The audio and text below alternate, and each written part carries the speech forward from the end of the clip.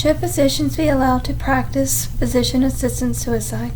My name is Kellyanne Phelps, and this is a controversial topic that 10 states have a death with dignity laws put into effect.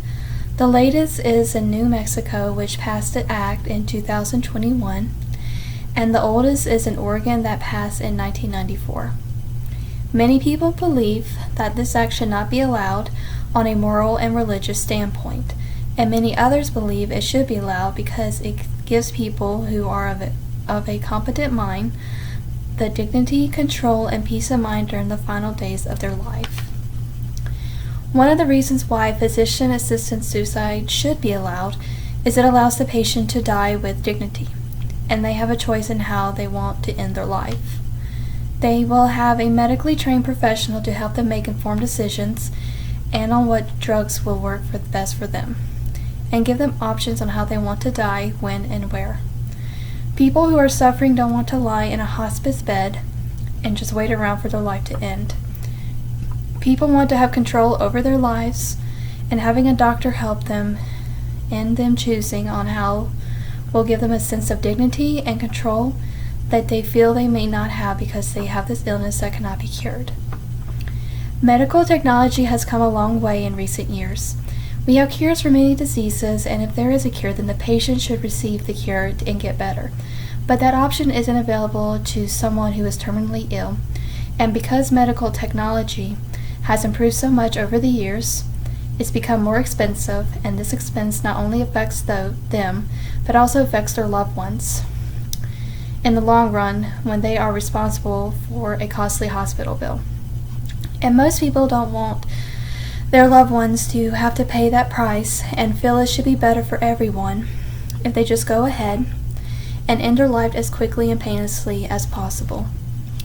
Now, physician-assisted suicide should be allowed, but there should be certain criteria for physician-assisted suicide to take place, because this type of treatment cannot be undone once patient and doctor follow through, and not having protocols can cause some people to be more hesitant in letting physician-assisted suicide be legal. Patients should decide this on their own free will and make the request to die repeatedly, then suffer, and patients need to have a clear judgment in their decision and understand all the implications in their decision. They need to be in the right mind, and nothing can be distorting their rational decision making. Steps must be taken to make sure that the patient's condition is incurable and there is intolerable pain associated with the disease. And there should also always be a second opinion from another physician.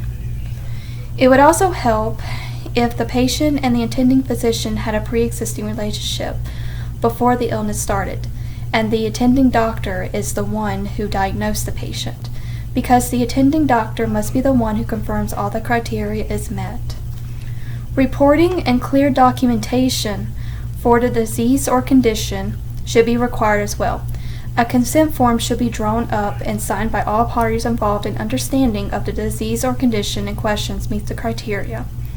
And the doctors and other parties involved will not be prosecuted criminally in assisting the patient in death. Involving family members is an important factor to include as well, but the final say will be with the patient in question, since this is their own life they are wanting to end in good faith. Another argument that can be made is how the physician-assisted suicide would play out. Many people would be worried about what method would be chosen, and that would be up to the attending doctor and the patient. The best method would be consuming a lethal amount of medication that the patient would ingest themselves, and this should be done with the doctor and in the patient's presence. It would also be encouraged that other healthcare professionals and the patient's family members be present as well. It's important that the patient not be abandoned in this very important moment of their life. But ultimately, it is the patient who decides if they want to be alone or not. They can with professionals and have family members nearby if wanted, if they want to die alone. In conclusion, it should be allowed under the right conditions that physician-assisted suicide be allowed legally. There should be guidelines, protocols, and criteria put in place and each case looked over intensively. and patient and doctor have a clear understanding going through with this treatment and follow all policies set in place to avoid any legal mishaps, and the doctor should go over everything with the patient for a clear understanding on their end. And it should be talked with the patient's loved ones as well. And I will credit these sources to a website called The Right to Assisted Suicide. I got this off the internet, and I found this website on April 23rd of 2021, and the author's name is Tora de la B. Esther.